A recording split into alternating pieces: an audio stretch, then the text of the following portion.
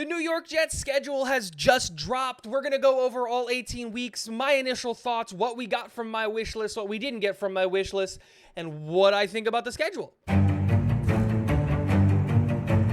Inside, and a beauty! Hall running free! Breece Hall inside the 10! He's gonna score!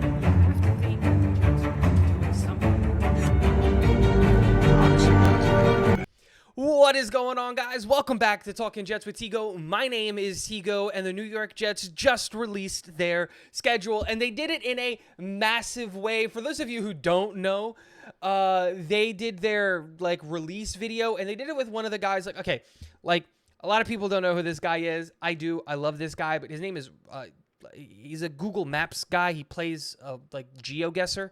He did Rainbolt. He goes Geo Rainbolt on Twitter. And they had him 1 second of every city, and he had to guess it. And he guessed 17 for 17. It was awesome. But we finally got the schedule release, and we're going to talk about it. So week 1, we open up our home opener in Buffalo. And then I'm going to keep going real quick. I'm going to go all the way to week 6, and because that was on my wish list, and then we're going to talk about it. We open at home, Monday Night Football against the Buffalo Bills. Love that for the New York Jets. Then we go and we travel to Dallas, and we play a 4:25 game, CBS. Love that. Then week 3, we get to stomp the New England Patriots at home. Great. Then we get our second primetime game of the year, Kansas City at home, Sunday Night Football. Week 5, we travel and we play Denver. Week 6, we play Philly, and then we get the bye week, week 7. So let's talk about it. What was one of the things that I asked for at the beginning of the schedule? I wanted to see a relative gauntlet of teams in the beginning part of the schedule, and that's exactly what we got. We got 4.5 really good teams to face at the beginning of our schedule. The hardest part of our schedule is at the beginning of the year, and that's exactly what I wanted. A lot of the things that I'm going to be saying are double-edged swords. Not only are they things that could benefit the New York Jets, they could benefit the other team as well. But here's a couple of things. One, at the beginning of the season, specifically up until week 6, teams are still trying to figure out who they are. Now, I don't think that the New York Jets are going to go through that because, one, the turnover in personnel and coaching staff that we had, specifically on the offensive side of the ball, were all positive. And the great thing that we saw here, not only did we get upgrades at offensive coordinator, offensive line coach, wide receiver coach, so on and so forth, but the system and the scheme didn't really change. Mike LaFleur ran in a alternated West Coast system where instead of focusing on the run more, we focused on the pass more because he was a pass game coordinator and you win in the air in this NFL. But we're transitioning back to a true West Coast system where the run is going to facilitate the pass and the play action pass and everything like that. Nathaniel Hackett runs a true West Coast offense, which is great for the New York Jets because we have the player personnel to run a true West Coast offense. The great thing is that Aaron Rodgers understands and knows the playbook already from his time with Nathaniel Hackett in Green Bay. But when you look at the key position groups of players that are going to need time to get up to speed with it, they have 3 guys that came from this scheme and from this system before that are going to help everyone get up to speed. And Allen Lazard, Billy Turner, and Randall Cobb. Allen Lazard and Randall Cobb are going to be able to help the wide receivers, the running backs, and the tight ends get familiar in the passing game and what Aaron likes, the timings he likes, and all of those things. But more importantly, Billy Turner is going to be able to help the tight ends and the offensive linemen understand the wide zone blocking scheme that Nathaniel Hackett wants to run. Yes, we already ran a wide zone run scheme and all of that stuff, so they're familiar with the system. But Nathaniel Hackett's going to put his twist on it and his differentiations. That's not a word that I wanted to use, but you get what I'm saying. He's going to put his little twists and turns in that offensive scheme, and having a guy like Billy Turner who's been in that offense for the last 3 years and understands how the blocking systems and blocking schemes work is going to be a massive help for the New York Jets. And so going up against 4 really tough opponents in the Buffalo Bills, the Dallas Cowboys, the Kansas City Chiefs, and the Philadelphia Eagles early, we're going to find out what this team is sooner rather than later.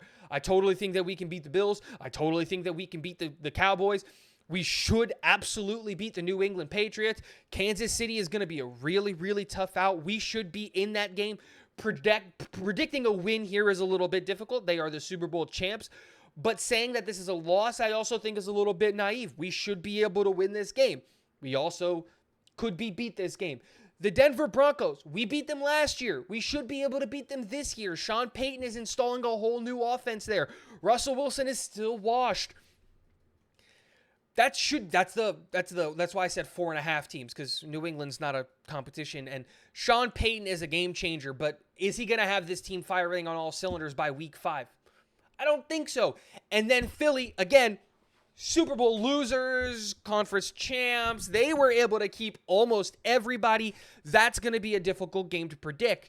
And then we get the week 7 bye. And what I would like to see from this team is when we get to week 7, I want the New York Jets to be 3-3 or 4-2. We should be able to beat the Buffalo Bills, the Dallas Cowboys, the New England Patriots, and the Denver Broncos, assuming that we lose to the Kansas City Chiefs and the Philadelphia Eagles. Anything more than 3-3, 4-2 is cake, but we should be able to walk away with 3 wins in the first 6 weeks of the season. And then we get an early bye week. I'm not a fan of the early bye week, if I'm being honest. I prefer a bye week between the times of week 10 to week 12, really in the middle of the schedule. I feel like this gives the New York Jets a really long stretch that you have to go through. Then you got to play the playoffs and all of those things. Since I'm projecting playoffs, I would have liked a later bye week because that would give us a truly even schedule, assuming that the New York Jets play 20 games. A week 10 bye or a week 11 bye is right in the middle of the New York Jets schedule, and it lets everybody get healthy. But no complaining. We get week 7. Then we play the New York Giants at home, even though it's an away game, at 1 p.m. Then we play the Los Angeles Chargers at home, Monday Night Football, our third primetime game. Great news. Like the fact that we're playing the Chargers on Monday night at our own team. And then we follow that by another primetime game. This one is subject to change. This is when they can start flexing games. So I probably expect this game to be flexed because I don't think the Las Vegas Raiders are a good football team. And if that happens, then look out for the Buffalo Bills and maybe the New England Patriots game to get flexed into primetime. I think they want 6 games for the New York Jets on primetime because of Aaron Rodgers. Should be able to beat Las Vegas. Then we have to go at 4:25 and play at Buffalo. Follow that up by playing the Black Friday game against the Miami Dolphins. Follow that up by a really easy stretch of our schedule, the back half. And this is exactly what I wanted, is to end the schedule with the relatively easy opponents. The Atlanta Falcons, week 13 at 1 p.m. The Houston Texans, December 10th at 1 p.m. Week 15 at Miami in December, which is good. Florida is hot no matter what, but Florida in September is a lot worse than Florida in December. And so it shouldn't be like that scorching heat, which should be good. It'll still be hot as hell, but it won't be a burner like anything like that. Follow that up by the Washington Commanders, the Cleveland Browns, and then we end our season by getting to stomp the New England Patriots in Week 18. I really like this schedule. It's a good mix of exactly what I wanted. I wanted a gauntlet in the beginning of the season. I wanted a cakewalk towards the back half of the season.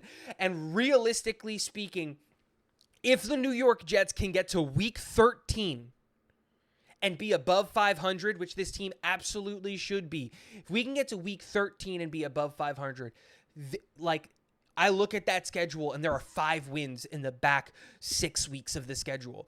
The only one that I look at that it's going to be a competition is Miami. We'll see if Tua's healthy. We'll see who's playing quarterback at that point. We have no idea. Miami this year is definitely a wild card because they can be one of the better teams in the NFL or they can absolutely suck, and it all depends on who's playing quarterback for them. But that being said, Atlanta should be a relatively easy win. Anybody who loses to Houston should just sell their franchise.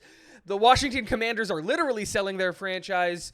The Cleveland Browns, I'm not worried about the Cleveland Browns at all. And then you end your season in New England. So again, if we win the games that we're supposed to win early on, get some wins against some really tough opponents, I'm projecting that this New York Jets team can walk away with 12 or 13 wins easily. If we look at last year, the New York Jets won 7 games with the worst quarterback play of all 32 NFL football teams, and we were in 6 games of less than 1 score. If you add Aaron Rodgers, I think he's good for at least 7 points a game. So 13 wins, that's what I'm projecting. I haven't gone win-loss yet. I want to do some study. I want to see the rookie camp. Let's see how this team look. Let's see how some of these other teams look before we start projecting wins and losses exactly.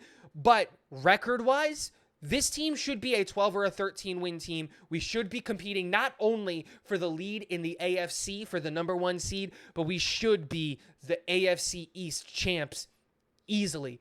So, let me know what you guys think of the schedule. I'm really excited. I really liked what I saw. And last but not least, go Jets.